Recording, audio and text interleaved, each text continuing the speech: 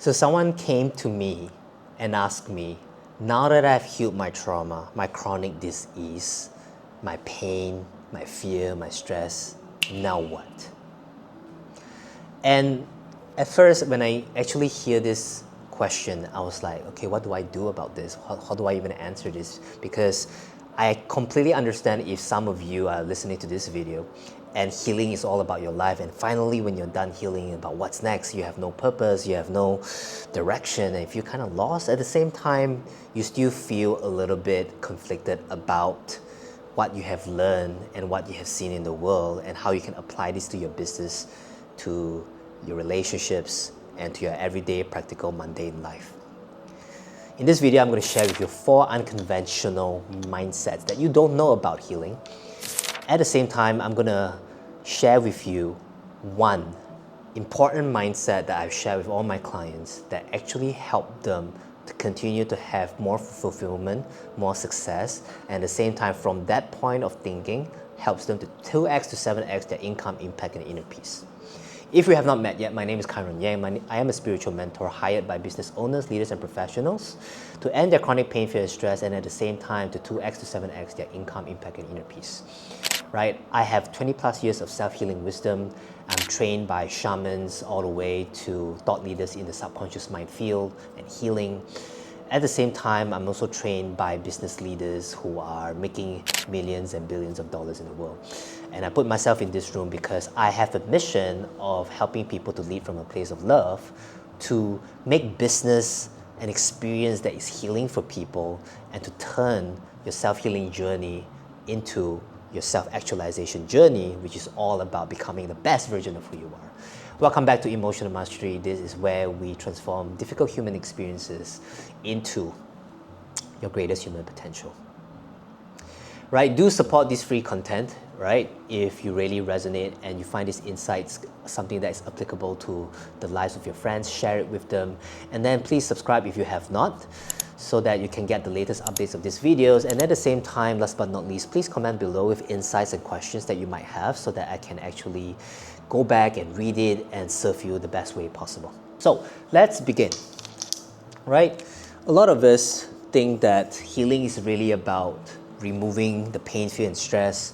And we think that healing is really about dissolving and getting rid of the symptoms. But guess what, right? The first thing that you should know is that healing is not about the absence of symptoms, but the presence of love. What? Now, what do you mean by that, right? Love is such an abstract concept, and love in a biological perspective is this grade 7 biology, homeostasis. And homeostasis is really about your body's ability to adapt to stress, to pressures of your environment, and come back to the place of balance, right? And eventually take and integrate all of these things and to grow and to evolve and to become the next level of resilience, the next level of strength, the next level of your development, whether it's physical, emotional, or mental development, right? And I'll even add something spiritual.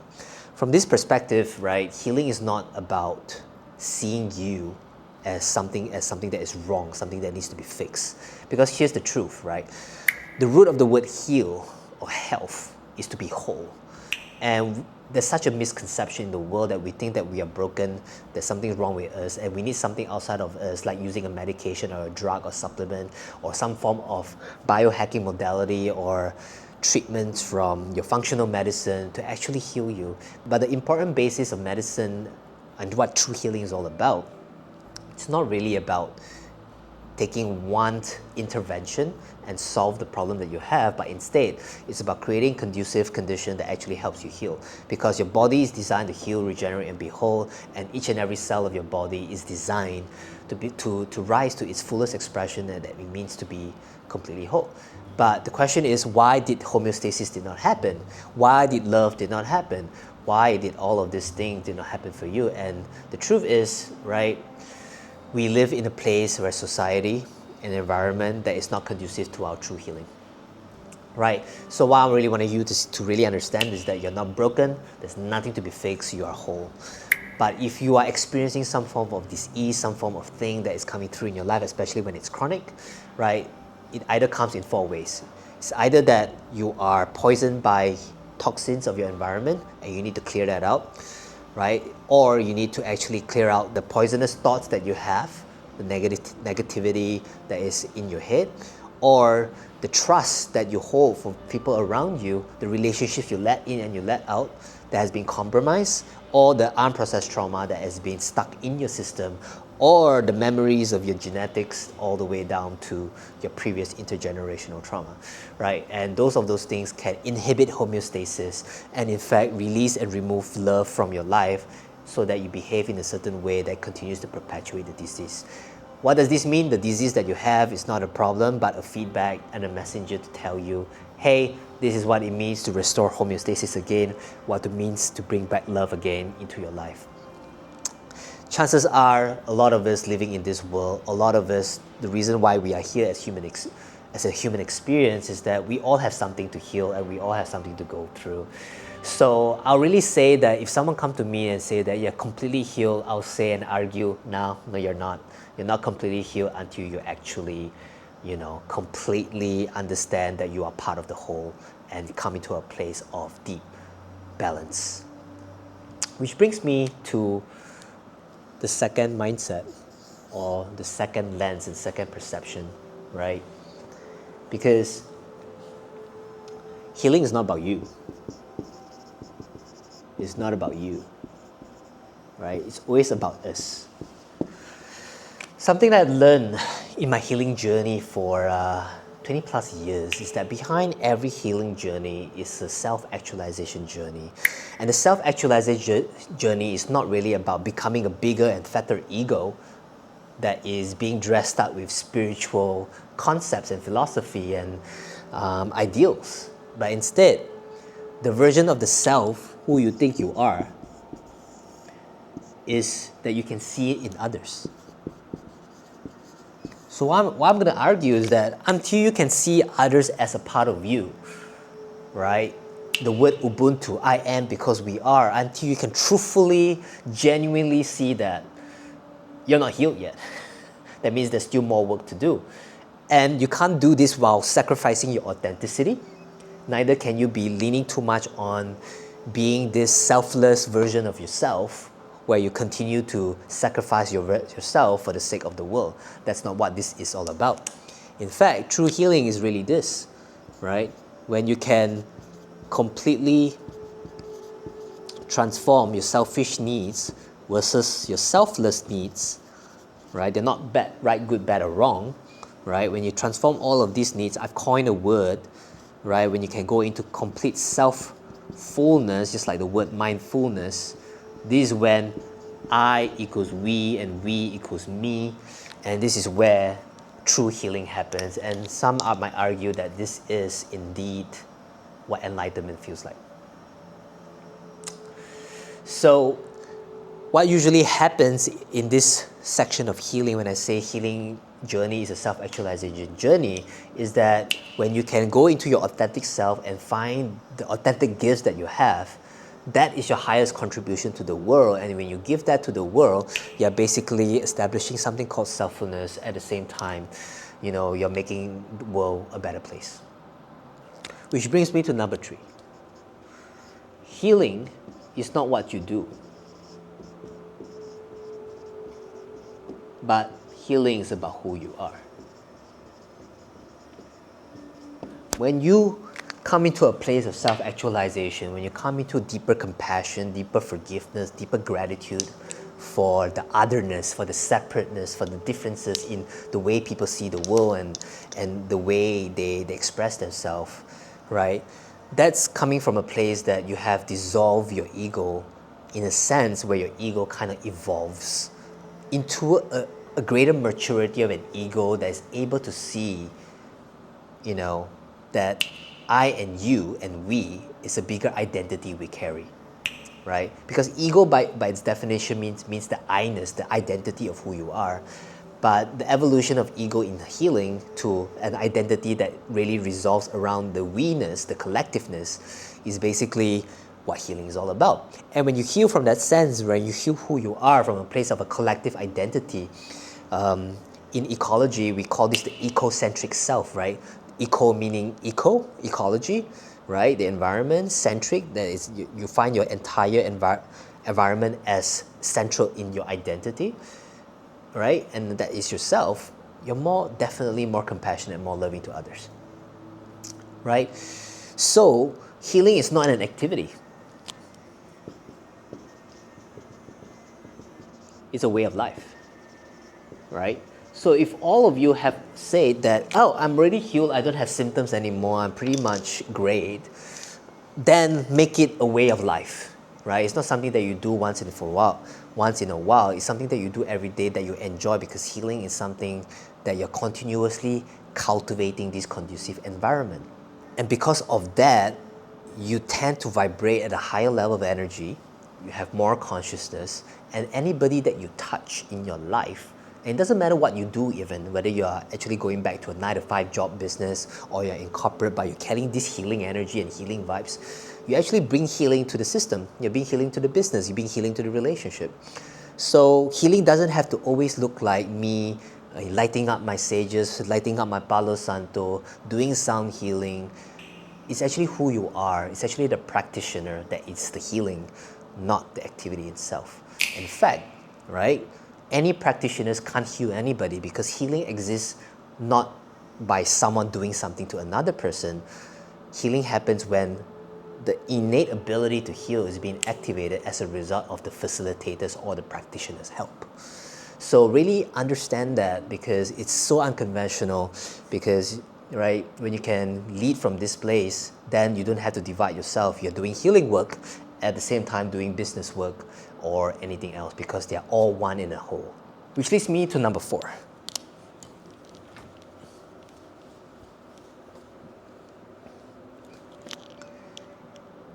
Healing equals evolution. Right. To heal is to evolve. And what are we evolving really? We're evolving our level of consciousness, the level of our emotional maturity, and learning from all the spiritual teachers that I found that evolution and maturity and growing and learning something doesn't happen on the mental level. It has to happen on the emotional identity level, and in fact that is reflected through the physical level, right? So I always share with people that there's always the next level of healing, there's always the next layer of things to unpack. And this is the work of one of my mentors, Shani Taylor. She's a business coach, but she's also sharing all these spiritual concepts with me, with all of us as her clients. She always said that there's a next level of concentric sphere in your healing, right? Right? Imagine that at the bottom, right? This is where you start. And each line after this is the next level of success, expansion, and identity that you actually need to become in order to get to the next level of success that you're looking for, next level of desires, right? And the more you expand the identity, the greater capacity for you as a vessel, as an identity to carry the success that you want to have, right? And each turning point here, that label as X, are milestones in your life, right? Things don't just happen. Things you have to actually become that person. For example, if you want to have $1 million in your business, then you have to think like a millionaire, behave like a millionaire, put in actions and make choices like a millionaire before you get to a millionaire, right? And this is where the be, do, have term comes from. You actually have to be that person first. And healing is about being, right? And it's not about what you do and what you have. And as you can see here, right, to get to the next level of concentric sphere, there's always this next level. And I'm just going to draw this buffer line, because that is where shit happens, not to victimize you. Shit happens so that it can evolve you to the next level of identity, so that you can fully integrate and embody the next level of success that you're looking for, right? I don't know how many of you have experienced this before in your life, where before you're about to make the breakthrough or the success, that's when you feel the worst. That's when things don't happen and you require a little bit of faith and trust. yes, in your own ability, but at the same time having a mindset, an optimistic mindset that things are going to turn out the way you desire, but not within your control, that you're still open to see if there's any other possibilities where things can turn out differently. And it is this section where the healing happens, right? Because in this section, after you actually achieve your healing, it feels like a new norm. But can you see now how many new norms you actually have to create?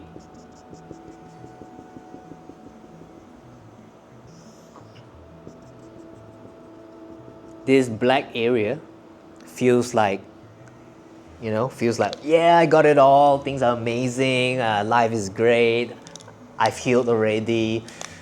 And then the funny cosmic joke is that as you travel up to the next level of desire in a spiral way, you're going to meet another form of red area, which is your crisis, your challenge, your turbulence, the emotional volatility, and you don't even know why it happens. And it's basically testing you if you actually have learned the lessons that you say that you want to learn.